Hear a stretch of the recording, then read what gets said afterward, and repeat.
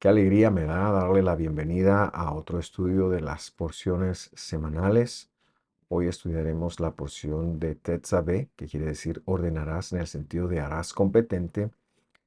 Y queremos hablar con respecto al examen divino, a cómo enfrentar esto. Ese es nuestro tema de hoy.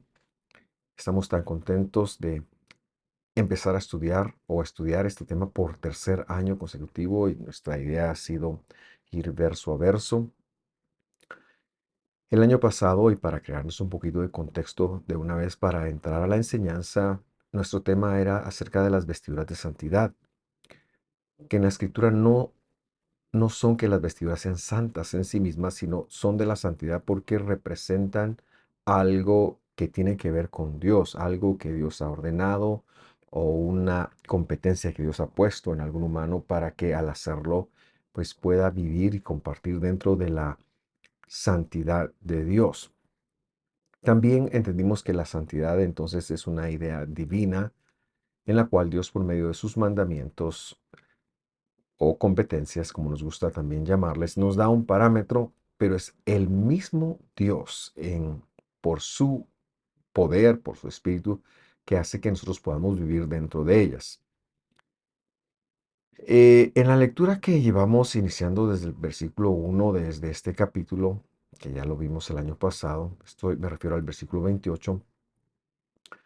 El resto del capítulo tiene que ver con muchos de los elementos que el ministro principal, es decir, el sumo sacerdote, como se le conoce, Cohen Hagadol en hebreo, él debía de vestir, debía portar en esa interacción que haría para mediar por el hombre. Y por eso es que hemos denominado a este tema como el examen divino desde la perspectiva de que en una de estas eh,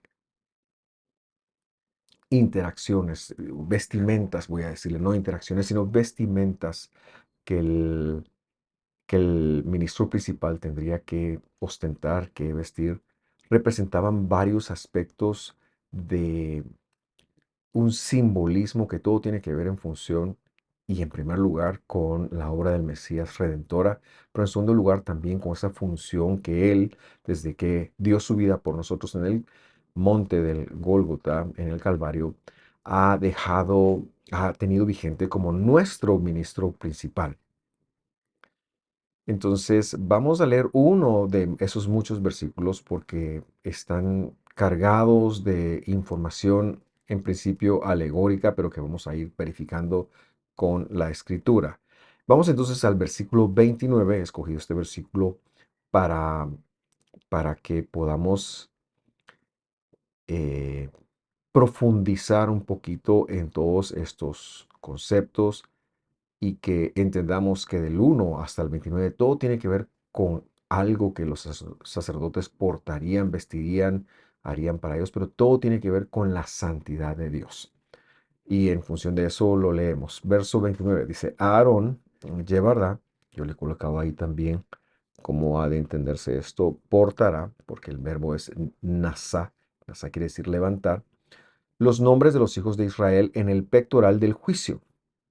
Mishpat le puse yo para saber cuál es la palabra hebrea que está ahí, sobre su corazón cuando entre en el lugar santo, yo le coloqué ahí la santidad, continuamente por memorial delante del Señor. Y lo que quiero hacer es tomar varios elementos de este versículo, explicarlos a la luz de otras citas, especialmente en el Evangelio, y que esto nos pueda ayudar a entender un poco más la obra del Señor y aterrizar en ese tema que decía yo, como lo es el examen divino. El punto nuestro de partida es que Aarón fue el primer ministro principal humano. Es decir, habían habido en el servicio a Dios algunos otros ministros, como por ejemplo Malquisedec, que no fue humano, fue un ángel. Pero de ahí, cuando finalmente en el pecado del becerro de oro, que se da por estos momentos en los cuales Moisés está teniendo esa interacción con Dios, Dios ordena a Aarón que él sea ese mediador entre Dios y los hombres.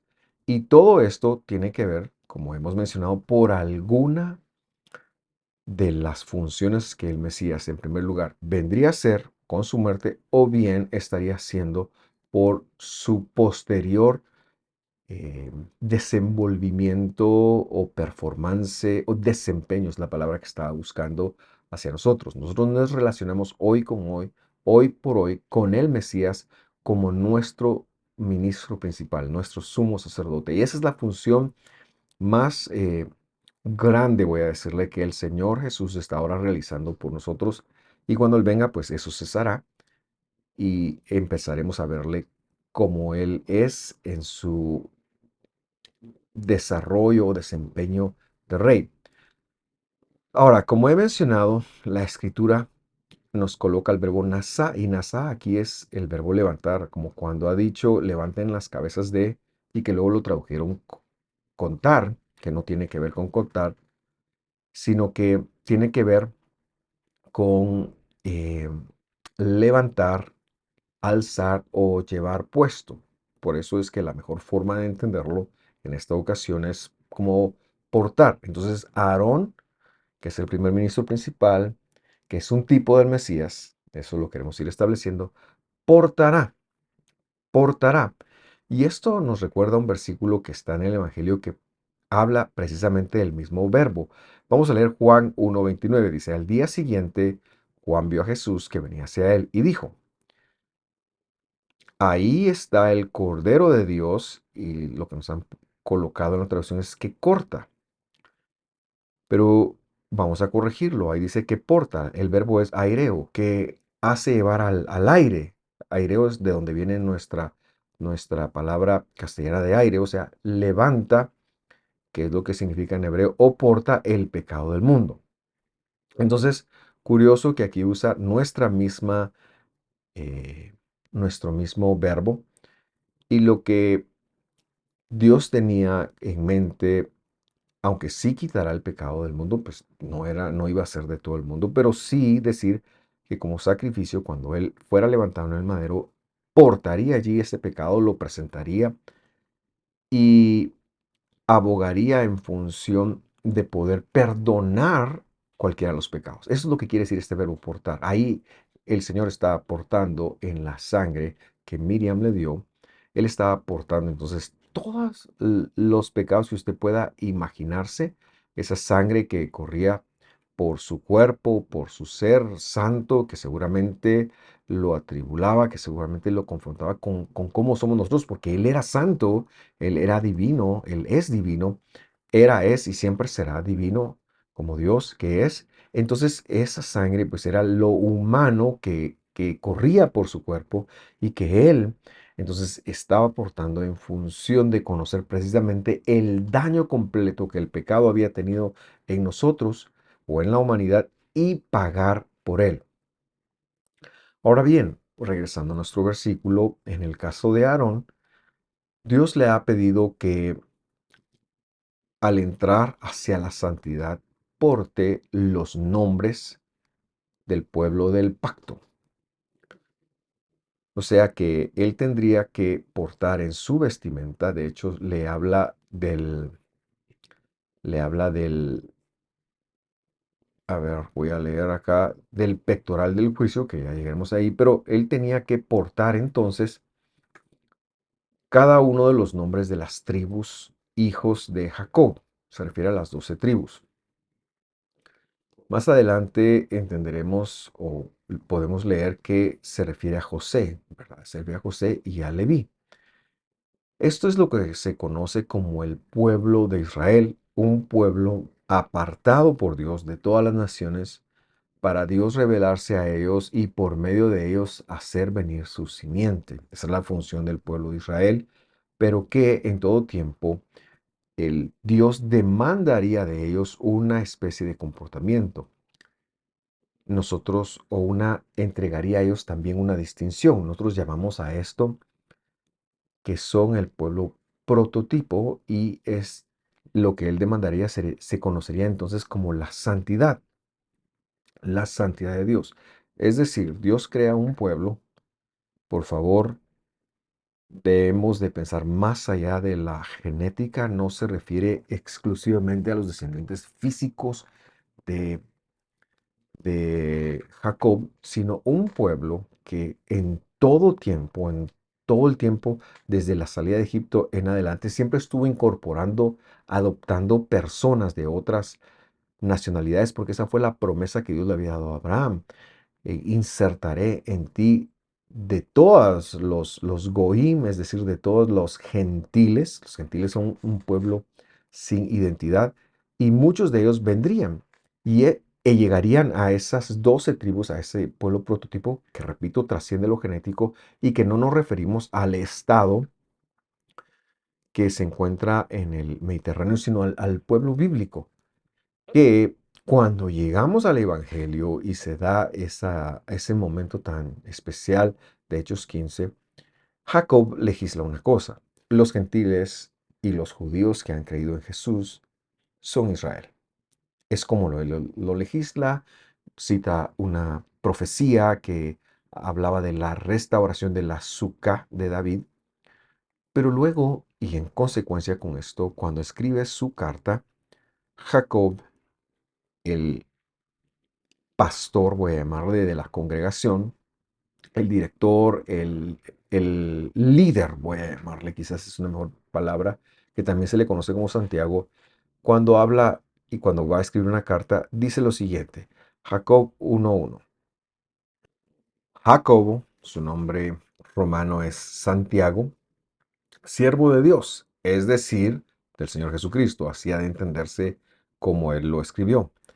Y luego dice, a las 12 tribus que están en la dispersión, Shalom. El apóstol está escribiendo a los gentiles y él entiende que son las 10 tribus que se han perdido, pero ahora los ve como parte del pueblo, porque la congregación original, aquellos creyentes que judíos descendientes de las tribus de Judá o de Benjamín, que eran las únicas tribus que se consideraban Israel en el primer siglo, ellos dos que habían creído en el Mesías, esas dos tribus, y luego los demás gentiles, aquellos gentiles que venían de todo el mundo por la predicación, no solo de la iglesia de Antioquía, pero también de Pablo y de muchos lugares, todos estos integraban alguna de las tribus, no una cuestión genética, sino por adopción, y para él eran las tribus que estaban en la dispersión porque vivían todavía fuera de la tierra, y él les dice Shalom. Y ese asunto, ese saludo es muy importante porque tiene que ver con integridad, con paz a ellos y por supuesto con la aceptación de que ahora Él les considera como parte del pueblo de Dios. Lo que estoy tratando de esmerarme por demostrar es que el concepto de pueblo es algo que no se dio solamente en el Testamento de los antiguos, no solamente está en la Torá, no solamente en los reyes, no solamente en los libros de Samuel, sino que es algo que trasciende en primer lugar por ser parte de una promesa, pero en segundo lugar porque cuando Dios entraba a los gentiles, o los gentiles se convertían, entraban a formar parte de ese pueblo.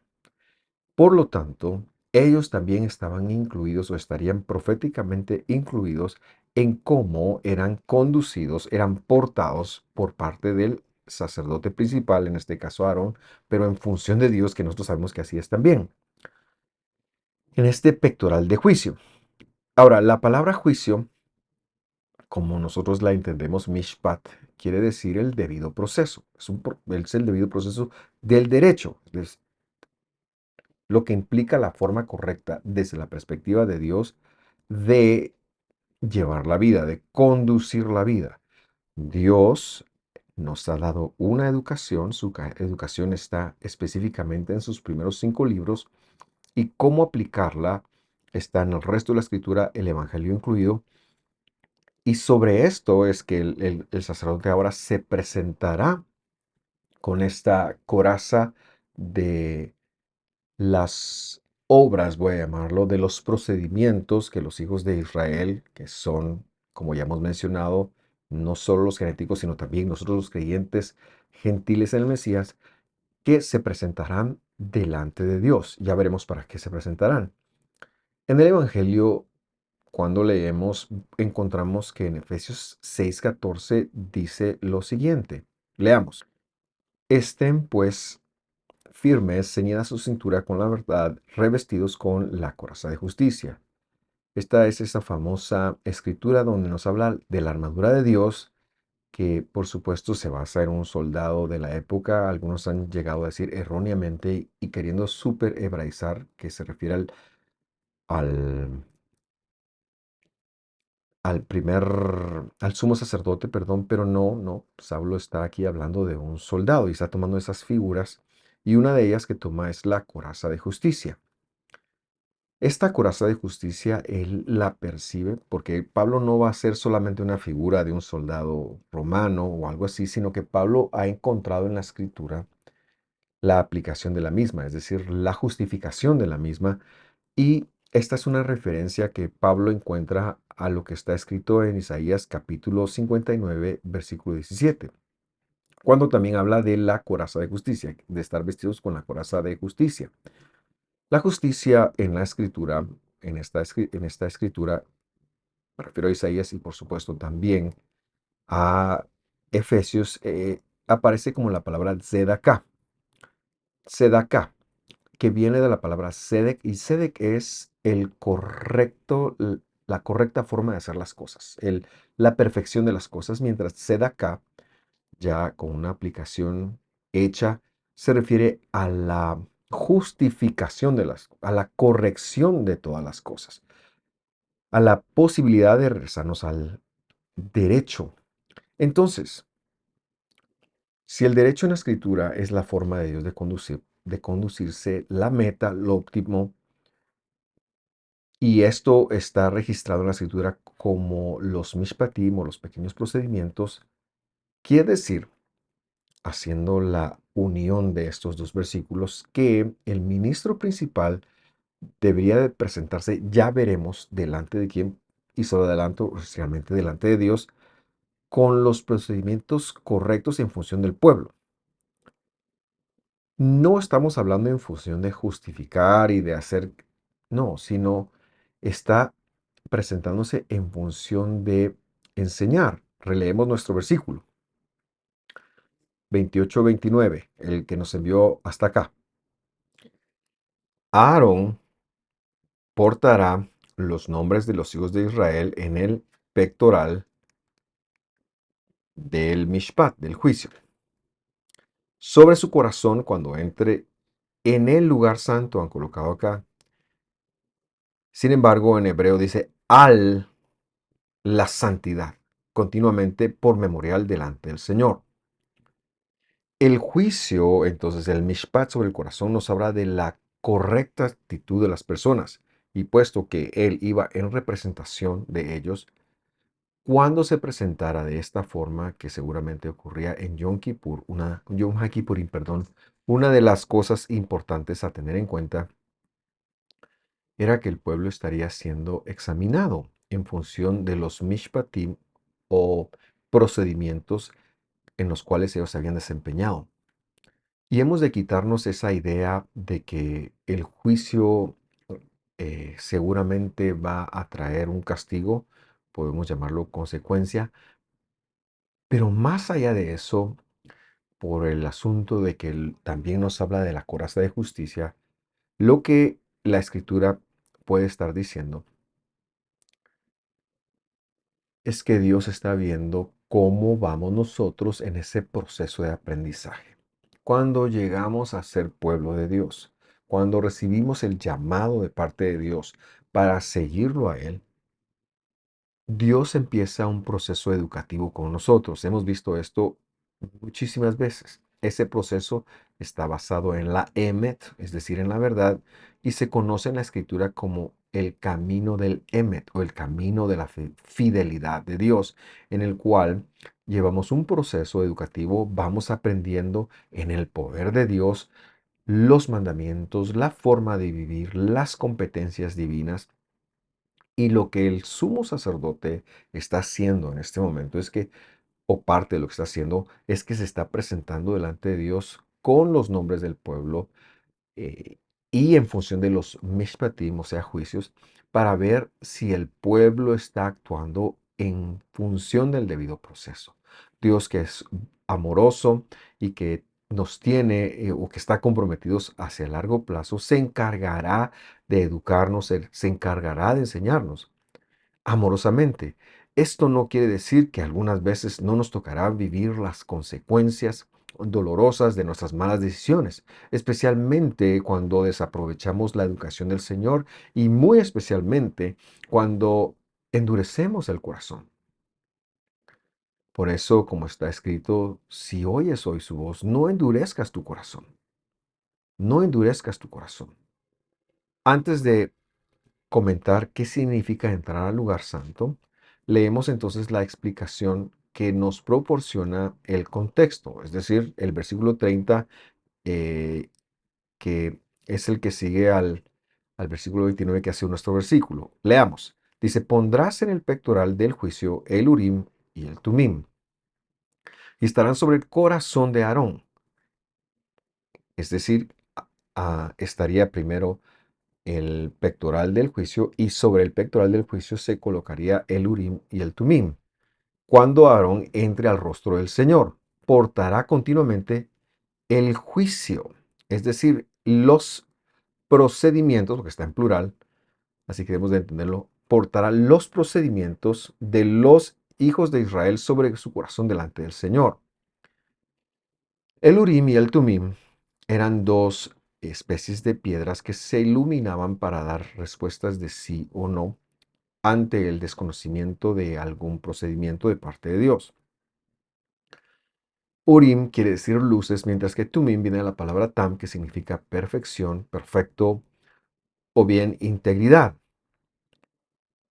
Curiosamente, estas luces, estas piedras irían sobre los procedimientos de los israelitas, para que al entrar entonces Aarón, también hubiera una corrección a ellos, una corrección, una enseñanza. Por eso es que hemos denominado a esta enseñanza el examen divino. Y nosotros sabemos que hoy nuestro Dios que nos ha salvado, que nos ha rescatado, que nos ha hecho hijos, sigue haciendo ese examen en nuestras vidas, se acerca amorosamente.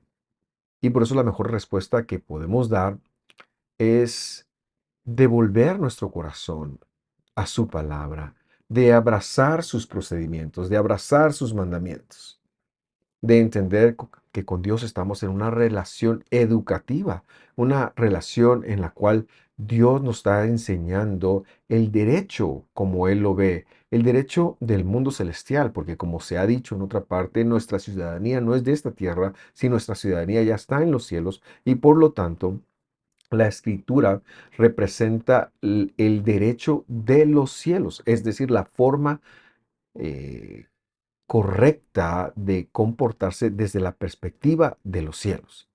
Dios nos ha dado una educación y a veces llega el momento de tomar exámenes, llega el momento de adquirir experiencias, llega el momento en donde Dios dice, bueno, vas a tener que aprender de otra forma.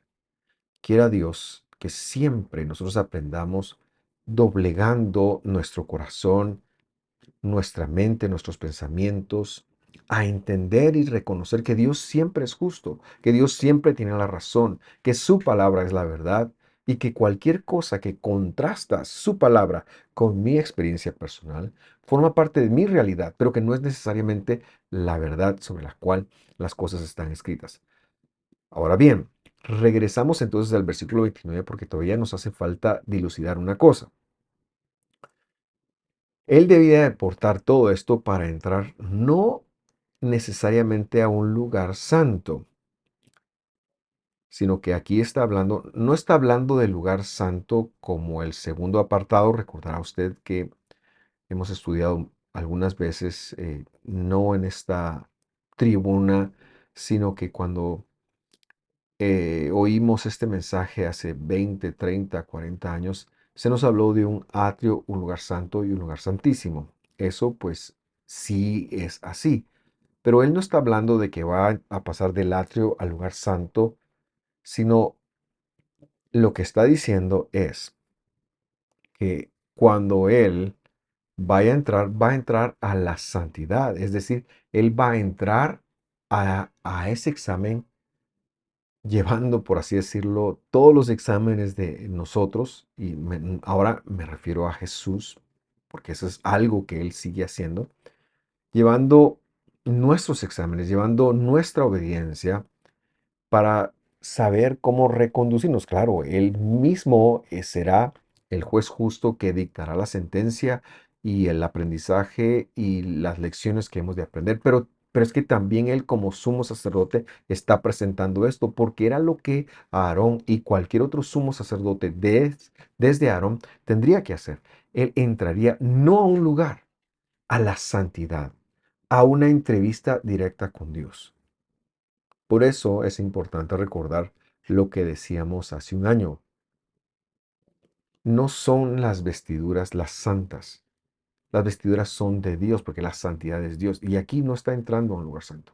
Aquí Él está entrando a la santidad. Por eso, por lo tanto, se está refiriendo a esa vez al año donde Aarón entraría una sola vez en ese oficio que luego se describe en Levítico 16, pero que sabemos que nuestro Señor, después de haber dado su vida por nosotros, eh, sigue oficiando como nuestro sumo sacerdote.